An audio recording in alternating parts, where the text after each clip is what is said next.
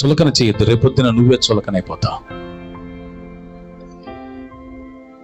భార్యను చులకన చేసే భర్త సమాజంలో గౌరవం ఉండదండి, చులకనైపోతాడు.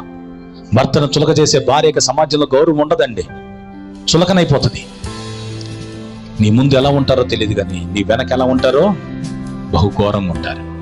నీ ముందు నటిస్తారు అంతే, భర్త ముందు నటిస్తారు. భార్యని గురించి చెడుగా చెప్పిన భర్త ముందు కాసేపు బిల్డప్ ఇచ్చి నటిస్తారు, తర్వాత ఇదంత యాదవ్ ఇంకోటి లీడర్ అనుకుంటారు. అదే భర్త విషయంలో భార్య చెడుగా చెప్తుంది అనుకోండి, నీ ముందు సూపరా బాగా నటిస్తారు, అవసరమైతే అడ్వాంటేజ్ తీసుకుంటారు. కానీ నీ వెనకాల ఏం మాట్లాడతారో తెలుసా? నీకు తెలీదా?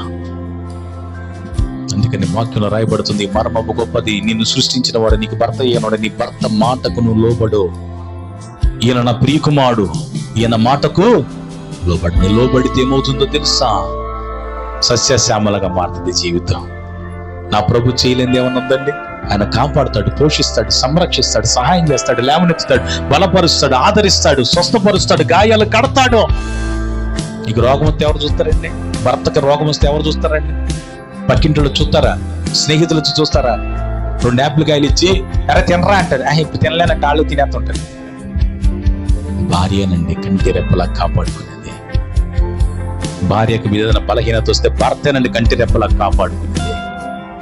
ఏ స్నేహితుడు వచ్చి నిలబడతాడా? కాసేపు సహాయం చేస్తాడంటే కాసేపు వచ్చి నిలబడతాడు, వాడు దేవుడై కూడా కాసేపు వచ్చి నిలబడతాడంతే.